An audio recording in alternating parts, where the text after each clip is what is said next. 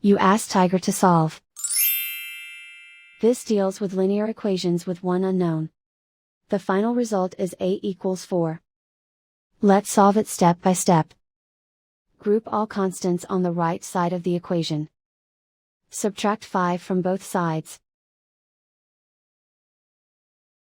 Simplify the arithmetic.